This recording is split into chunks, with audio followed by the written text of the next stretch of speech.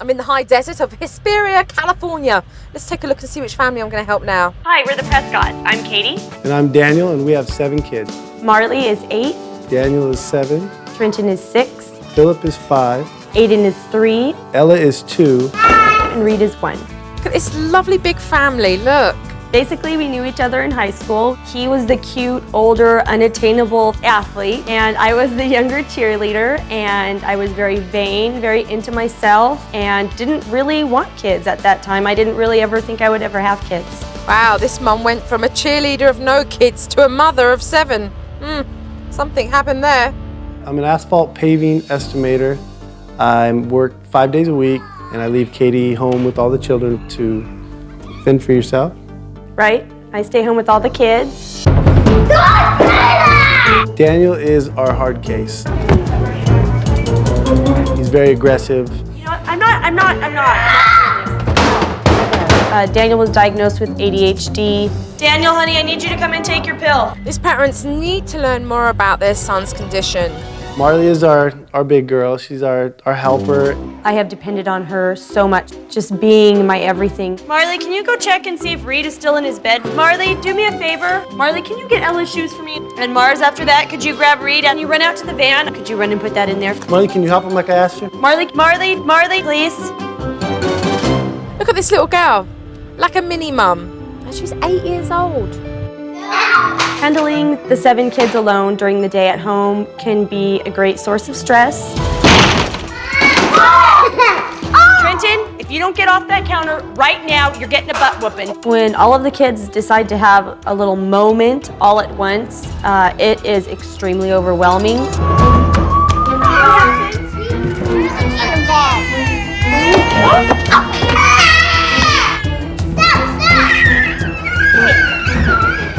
I just get so frustrated and angry. Get out! Get out of here. Get out! You are not putting a timer on. Stop touching people. Look at me right now. No! Get up now. You're pissing me off. Do it now. She's not enjoying motherhood right now. No way. I'm having a moment. I just need you to go away for a minute, okay? Just leave me alone up here.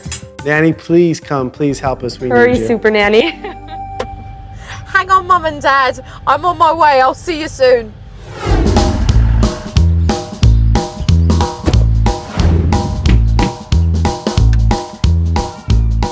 Hello. Hello. Hi, pleased to meet you. I'm Jo. I'm Katie. It's nice to meet you. Come on in. Thank you. This is the biggest family that I've ever worked with, but I'm certainly up for the challenge of helping them. It's so good to have you here. Come on in. Thank you. Who have we got here? This is Reed. This is Reed. And how old is Reed? Reed is 1. It was definitely a big thing for me personally to have Jo see, you know, what it is to be the mother of 7 children and try to do it effectively. What's your name? Marley. Hi, Marley. Pleased to meet you. How old are you, darling? 8. 8. This is Daniel. Hi, Daniel. Hi, pleased to meet you. Jojo, how are you doing? Good. Good. Since Dad was at work, I really wanted to see Mum go through her everyday normal routine. What I'm going to do is I'm going to just watch how you run your own day, really. Okay.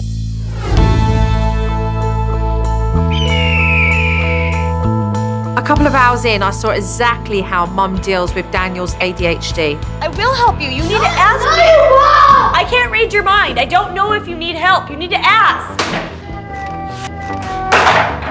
ADHD affects 4 to 12% of school-aged children. So this is an issue that many families are dealing with. Start doing it now. I need help! Children with ADHD have a chemical imbalance, which makes it really difficult for them to focus on tasks. Also, they can be really hyper and have a tendency to be very combative. Where is A? Where is A? There. Okay, you know what? Your attitude really sucks right now. You are ruining fun time. No! It's gonna take an hour, so what am I gonna do? Raising one kid with ADHD is tough enough, but then having to raise 6 others is a real handful. Daniel's anger escalates to the point where he then becomes physical and he throws things. No! Then not at all. I hate you. Go to your room. Shut up! Go to your room. When I'm in the middle of disciplining a child, I feel like even though Joe is watching, I have to do what I'm doing. If the parents are frustrated during the day and have lost their patience, Daniel's that green light that goes off and they see him as an excuse to vent out. I need you at that table now, and I will not tell you again, and I will not ask you again. You get your Fanny to that table and you get started on the work. I'd like to see Mum more relaxed and patient when dealing with Daniel's temperament. Because when she gets really worked up, it only makes Daniel's temperament worse. Do me a favor, would you please? Would you find Reed's shoe? Can you find Reed's shoe for me? Please, just look around, it's somewhere around here. The first thing I wanted to look for was how Mum handles such a large brood of kids. Marley, can you go give Daniel his spelling test? It's turned upside down under his homework packet. Thank you. Marley, can you handle that while I go find Philip? It's really tough for Mum to deal with all these kids, so she needs Miley to be mini Mum to help her. Marley, can you let Aiden outside, please? It's a very common practice for firstborns to have the responsibility of looking after all their younger siblings. Run and grab Reed's sipper cup from the bedroom out of his crib. Miley is the oldest child, which leads to Mum putting pressure on her. I'll do this for you. Can you go? No, just give that to him for me, please. Thank you. Daddy, I'm flipping you off. It's like flipping off towel. Stop talking about flipping people off. Stop it. It's rude. Katie's so tightly wound up that she's losing her temper and overreacts with the kids. That something's got to change. Stop it. What's going on? Whilst Katie was getting the kids under control, I was looking in her closet. I noticed all of the rah-rah stuff. I keep them. It's one thing to keep your costume because you love your costume, you know, but that's not the reason why Mum holds on to that. What do you remember when you look at this? Fun, having fun. It was so much fun for me. It was such a positive experience. They do represent a time that is long gone now, that I had my own identity. This is what helped me really, I think, get through when my parents got divorced, because I was in high school when it happened, and this was my outlet. There is a lot to be said symbolically what these costumes represent for Mum. So, are these symbolic? Maybe in some way they are, yeah. Yeah.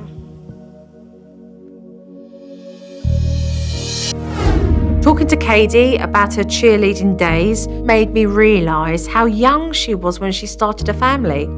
I was interested to find out about Katie's childhood and what her relationship was like with her parents. You have a relationship with your mum and your dad now? Yes, I have a great relationship with my mom. She's one of my best friends. But your dad? I don't see him a lot.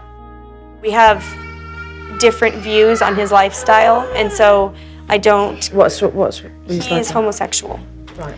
And so, you know, Daniel and I, even though we frown upon that lifestyle, we accept and love him, but it puts a strain on our relationship. Katie's father walked out when she was 13. She had felt betrayed and lied to because his truth of being a homosexual had come out. And that had shattered her family.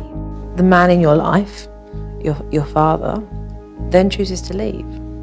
And the commitment with your mother is no longer there. But he didn't show commitment with you either, right? I feel the need to have my dad be an active part of my life and pursue a relationship with him. It was something that Daniel and I had discussed before, and there was always that, you know, restriction put on what I could allow, because Daniel wasn't comfortable with that, and that went against his inner, you know, beliefs as to what is right. And he's very much a black and white thinker. And so when he was gone, it was just, you know, the stress of trying to survive with my mom. And so we were just kind of left to, you know, pretty much fend for ourselves. The fun and the joy was gone. How much have you moved on from that? Not much. Okay. Talking about my dad and getting that issue out in the open was extremely excruciating for me to do, because that is not something that I normally talk about. Today was hands down the hardest thing that I've had to do in coming to terms with the whole situation. What do you miss? Having a dad. Katie's feeling really lonely and isolated as a parent, and emotionally she's going through a lot of turmoil because her father left when she was very young, which is making her feel abandoned. You're not doing bad, are you? Family, 7 kids. You are committed to one another in your strength of providing for your children, and that goes beyond. But even when the tough gets going, you muster through and deal with it the best that you can. And that's what we're here to talk about. The best that you can right now is in a place that's not ideally good. Right. So the first thing that I do want to talk to you about, Katie, is the tall order that you give yourself every day. You are so hard on yourself that you create drama where it's not necessary. You're nodding there. Do you feel the same? Sometimes. I try to tell her that I think she's doing a great job when she tells me she thinks she's failing them, and I think she's doing a good job. You didn't even think about having kids and then made that decision to keep your husband happy because that's what he wanted. And the demands that you put on yourself are stopping your kids from just being kids. You know, I think your expectations for the kids are unrealistic. You know, let's talk about Marley. This little girl's carrying the weight of your problems and your problems on her shoulders. Too many.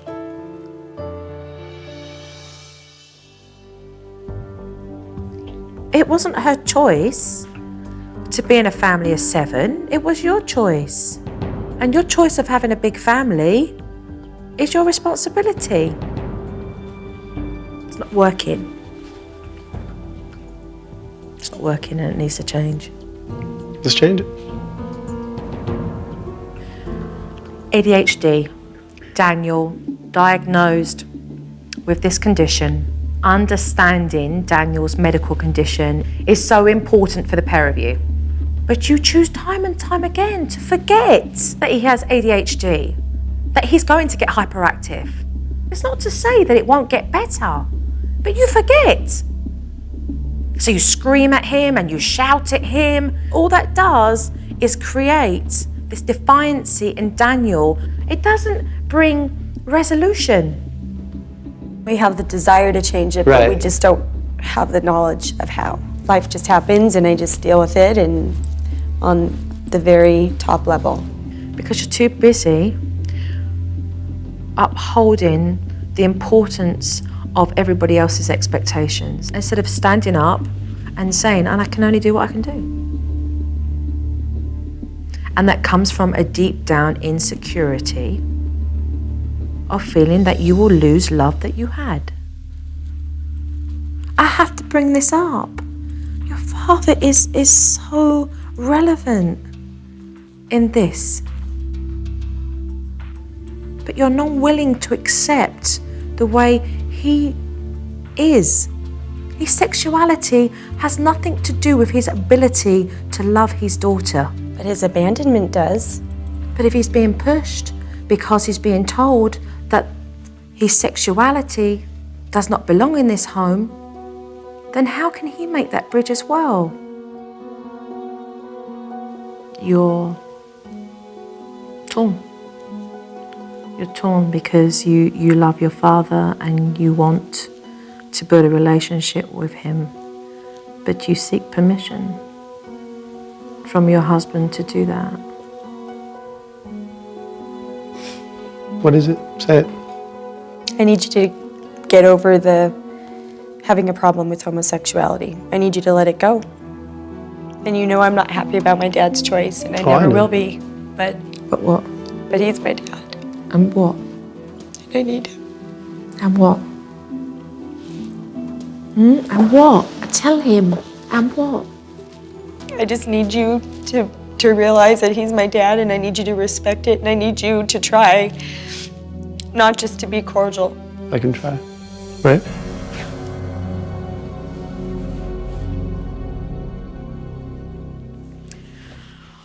What is much needed in this house is fun. all right? We need two parents to get stuck in, hands-on, rolling on the floor with their kids and enjoying themselves. There's no reason why we can't really get going as soon as possible and change all of this. All right, so should we get working? Okay. Yes. Right, because we've done some here, but we've got a lot more to go. Okay. The next day I began teaching, and the first order of business was to convince Katie to take time out for herself, which isn't easy when you've got 7 kids. So I came up with a tall order chart to give her ideas about what she can do to limit her stress. Have a break. There are so many times I see you looking for things to do instead of recognising that you should be giving yourself permission just to step down and just chill. Okay. All right? Play, play, and play. All right? I want to see you do that. Enjoy the time that you have with the kids. Okay. And have fun. Be imaginative with them. Jump into their world. And that's enough. That's all your kids want, right? Yeah. Let's have fun. When Jo brought the tall order list with her, I looked at it and I thought, okay, these are things that I think I can do. Katie seemed receptive to the message that she needed to take time out for herself. But later on that day, she had the perfect opportunity to rest when the kids were playing with their toys, and she chose to worry about cleaning up. The toys are all over the place, but the kids are going to tidy up those toys at the end of the day. Okay? The most important thing is, the kids are getting your time. And that is so important because that you can't replace. Yeah, it's true. I lost focus of those things that were on my tall order, and I found myself once again caught up in the moment. All right, let's go. I could see that Katie was going to have a hard time changing her ways. So I came up with a symbolic way of teaching her the principles of letting go. So what you're going to do is put your hand through the Katie trap and you're going to take one of those balls and you're going to get it out. Okay. Do you want to see what you're holding on to? Fear.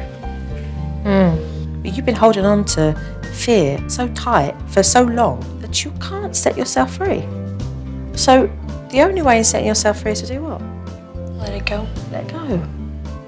Exactly. Unrealistic expectations. Yeah, that one, frankly, I'm really glad to let go of because it was driving me nuts. I was just really tired of failing. So my point being is that sometimes when we hold on to things, we cheat ourselves. I could see that there was a real weight being taken off of Katie's shoulders as she made the first steps forward in having realistic expectations that were achievable, so she could start to feel good about herself and not feel like a failure, because she's not.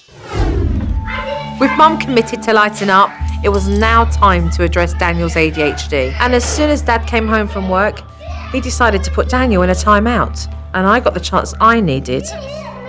So stop for a minute, what happened? The pair of you are arguing. Come over here, Daniel, because both of them are welling away like foghorns here. You me here. What went on? No shouting, stay calm. Nobody can understand you if you're shouting, okay? What happened? I was building something, and she was building something, and then I had a little block, and she took it from me. She wanted to get That's what's important, I feel, here for Daniel, to feel like he's being heard, because that leads to so much frustration. He becomes really impulsive with the rest of his siblings, and then he lashes out, and he's met with discipline that's very aggressive. Give each other a hug then and make up then, okay? And when he's spoken to correctly and respectfully and in a manner that doesn't threaten any kind of hostility with him, he responds really, really well. Stop. Before you're reactive to something, just stop and be responsible and go, right, I need to do both sides and be calm about it so that you take all the anger out of the situation because you're there purely just to listen. The way we approach Daniel's ADHD, I don't think we're doing the right thing. I think Jo was correct in what she was telling us. The next task for me was to get Mum and Dad to see each one of their children as individuals rather than one large pack. And I had 2 different ideas of how to accomplish that. Okay, so look, this is what I want to show you. hearts, 7 of them. Each day, I want you to write something very positive about each one. And then what you're going to do is you're going to give them their hearts at dinner time.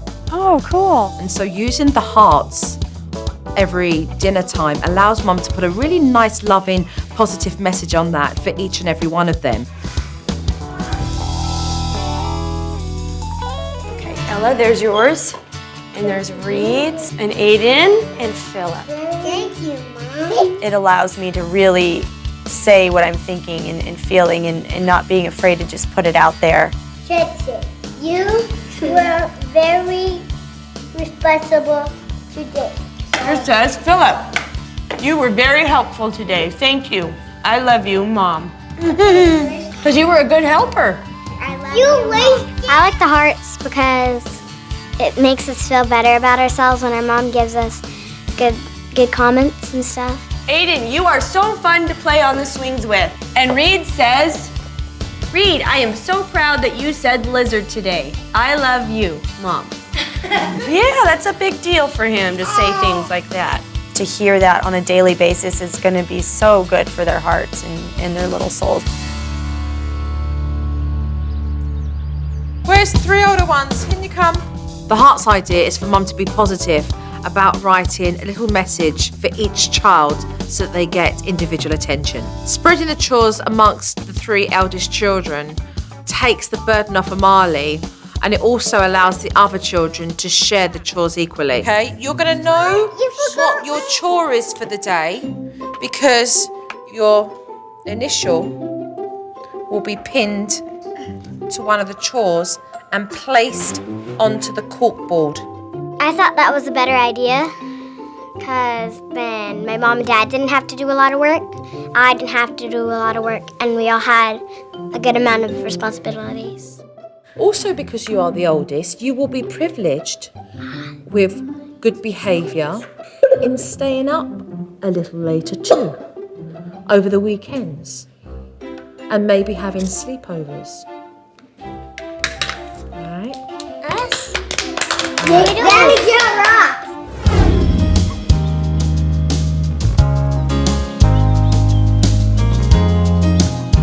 I find it absolutely bizarre that Katie has been here for a year and hasn't even met any of her neighbours. And so I thought I'd venture outside her own doorstep and start to make some neighbour friends myself. These are your neighbours. Hi guys, nice to meet you all. Oh my gosh, I hold on to my old neighborhood and the way we had it so much so that I really fight against making friends here. This lady's been living here for a year and still hasn't met any other mothers. As you can see, these are all mothers. It really showed me that, you know, there is a community, and sometimes it just takes one person willing to step out of their comfort zone and say, hey, you know, let's be friends. Yes. That's so funny. Well, come on in and make yourself at home. So, Katie, this is for you, mum to mum. Okay, this is all your mum's addresses and numbers in here. I gave Katie a mum-to-mum book so she could place the mother's addresses and telephone numbers in there to be able to identify the name to the face so that she'll know who she's inviting round. I'm really glad that you've come this afternoon because it just really shows you that in a neighbourhood there are so many other mums who are out doing the same thing that you guys are. It is challenging when you're at home with your kids. You want to know that you can pick up the phone and say, hey, this is going on today. What's your advice? And to be able to support one another. And that really is crucial. Keep in touch with one another, ring one another, support one another. You're all women raising children. And even if you don't talk, I'll talk your ear off if you'll listen. So you can call me, and if you have nothing to say, I got plenty to say. Katie came out of her shell and she had a great time talking to the other mothers. I think it's a sigh of relief for Katie to realise that she's not as lonely or isolated as she thought she was. I really appreciate it. I love meeting all of you. You're all welcome to come anytime. Thank you, Joe, for inviting them. This was really great. Whether you have 1 kid or 20 kids, all moms are in the same boat. They need a support system.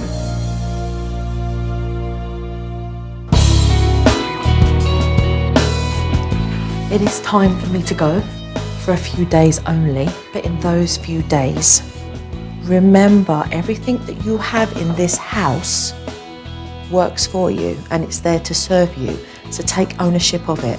It's very easy to do the things that, your teacher teaches you when they're standing over your shoulder. But when that teacher leaves the classroom, it's basically up to the student. Bye. Katie and Daniel are going to have their hands full with the new techniques, but I hope they do a good job in remembering what I've taught them, because when I get back, I plan on them both speaking to Katie's dad. The Prescotts have spent 3 days without me, so it's going to be interesting to see if they've held their own. How have you been? Doing well. Yeah. So as you can see, we've got some clips here, and we're going to take a look at the first one. And that's all about Daniel and his behaviour and timeout and how you guys have addressed Daniel's ADHD and your approach to that, because that was definitely something that needed to be improved.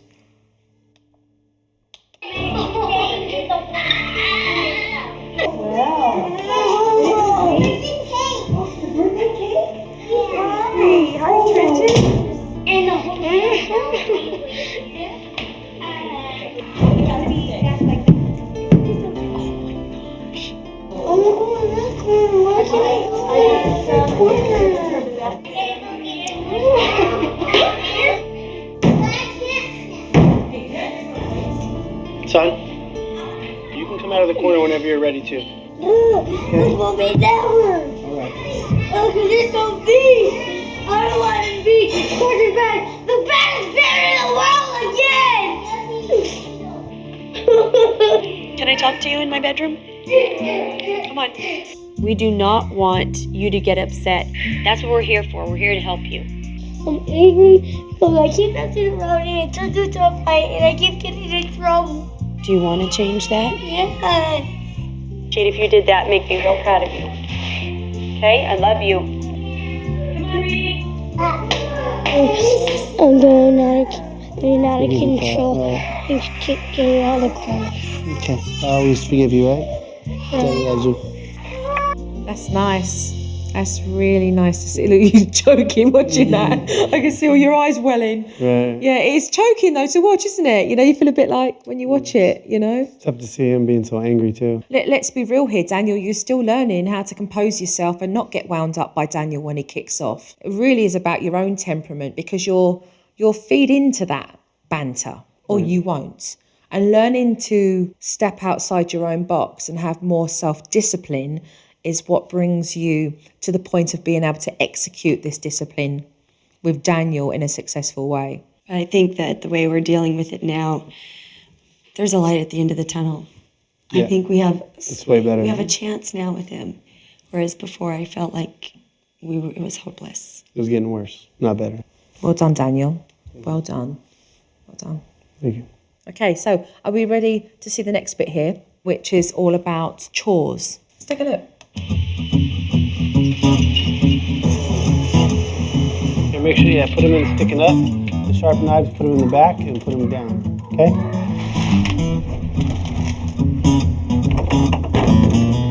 Nice. 10,000 times. We are cleaning. Here, grab a paper towel and start rubbing it around on the mirrors. The dishes had to be hard for Daniel because he likes the dishwasher a certain way. Like, he has his method. So I just have to brag on him that was really hard, but he is handling it really well. Like, he knows that they're doing their best and he's not tearing him up for, not doing it his way. I tried to explain to him how to do it, but I didn't. I just let him do it. Yeah. Kept my hands off, tried to at least. And the fact is, he's doing it, Right. And that's what's important here. Okay, let's move on to the last but not least. Yes. This is the clip about the hearts and the children. So let's see how well we did with our consistency here. Something else? Marley, Here. I want to talk to everybody about something that Joe said. Come here. Okay. Listen. I really want to do our family circle tonight. Okay. And I want to do our hearts. Okay. Okay? No running. No yelling. Okay. Show me your not calm face. Okay. Now show me your calm face. Now what do we need to do right now? Which face? So show me the face you're going to do for the rest of the night. Baby Minnie, don't forget your coat. Mom, why don't you just bring that stuff to the table? There you go, baby girl. So as you can see, you promised the kids the hearts and then you didn't deliver. They've really latched on to that. They love it. They love receiving this positive message from you every night. So please try and remember to do so. You're confirming to them the things that they've done that have been fantastic during the day. And you're reminding them of the things that they've done, which is incredibly positive. I've seen some fantastic footage. I'm very, very pleased with that. Of course, there's always room for improvement. It's nice to see the follow through. Well done. Thank you. The DVD footage was absolutely superb.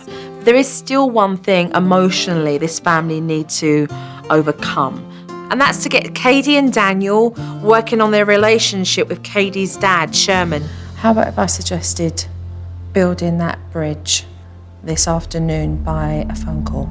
A baby step forward and having a nice phone call with him. And Katie, we'll go in and tell her. Right now? Yeah. Okay. All right. I can try. I was stunned when Joe brought up talking to Katie's dad on the phone today. I didn't expect it. I think this is a big challenge for me. I'm gonna call your dad. And I'm gonna talk to your dad. Okay. See how it goes. You're okay with that? I just got this knot in my stomach because I knew it was something I needed to do. You know why we're doing this? Because you know what? It's about time, isn't it? Let's face it. It's about just really being able to, touch base with your dad, to speak to your father-in-law and to clean the air and to start afresh. It was time for Katie to let go of all that bitterness, because Katie's dad had made a choice to leave the family. And if Daniel loves her, then he needs to accept his father-in-law, regardless of his sexuality. Hello? Hi, is that Sherman? Yes, Hi, Sherman, it's Jo Frost. How are you? I'm well. How are you? Yeah, I'm fine. I'm here with Katie and with Daniel. Hey. Hey, Dad. I would love just to hear a little bit of how you felt personally with the decision that you made. Oh boy. So I went through just anguish that was unbelievable. I had for years fought it, and I got married, thought that would end it. Got really involved in church. I thought that might help, and actually nothing had helped, and I still had those feelings. And it came to a point in my life where I knew I had to make that decision. And once it was over with for me and I'd gone through it, it was like the weight of the world had been lifted off my shoulders when I finally had come out to everybody. The phone call made me understand where he was coming from with what he was going through. It's a step in the right direction. Does your sexuality define who you are as a father? No. Does it change how you feel for your daughter and the love that you have for her? Absolutely not. I love them more than anything, and that my sexuality has nothing to do with that. Your relationship with Daniel has been one that's had its shares of ups and downs, right? We could honestly say. Yes. So, Daniel, hey, this is your dad-in-law here, your father-in-law on the phone. Hey, Sherman. How you doing, buddy? I'm all right.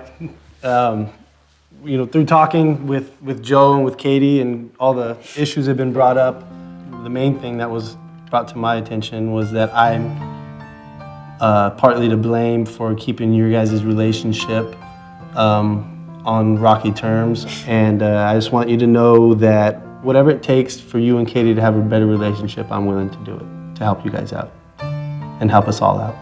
All right, that's great news. There's nothing I want more than a relationship with you, Daniel. I respect you tremendously as a father and a husband, because I've been there and seen you work with the kids and jump in there with Katie, and I'm just proud to have you as a son-in-law, and I hate to be emotional, but I think you're a heck of a guy and a great father, and nothing I like better to have a good relationship with you, bud. Yeah, me too. Thank All you, right. Dad. It was just nice to be able to hear how much he is proud of Daniel and cares for him, and I think that probably touched Daniel too. In order for a relationship to grow, for you guys, Daniel, Sherman, to spend quality time together, it takes time. Absolutely. Marvelous. All right, Dad. Love you. Okay, I love you too. Bye-bye. I think this is really the beginning of building a great relationship. He deserves it, you know. No matter what's happened in the past, he still deserves to be able to be a grandfather. Give me a hug. Thank you. Mwah. Very proud of you both. Thank you. Serious. I'm glad we're all together because it is time for Jojo to leave now. Can I get like a big group hug? Uh-oh, she's asking for it. A big hug. Thanks, Jojo. Thanks, Joe. You've helped us a lot. Good job, Jojo. Now that Joe has come into our family, I feel like we are in a completely different place. I think we have more peace within our home. I see a change in every child. Take care of your family, huh? After having Joe come to the house, I think our family's a lot better off. It's a lot calmer. I definitely think we're a happier family. Bye. Kisses. Bye-bye. Take care. The Prescott family were unhappy. Their hearts were heavy. Their children were sad. And with good communication, open minds, open hearts, we have 7 children who are much happier. Parents who are communicating with one another, and a grandfather who's going to get to see his kids. That's priceless.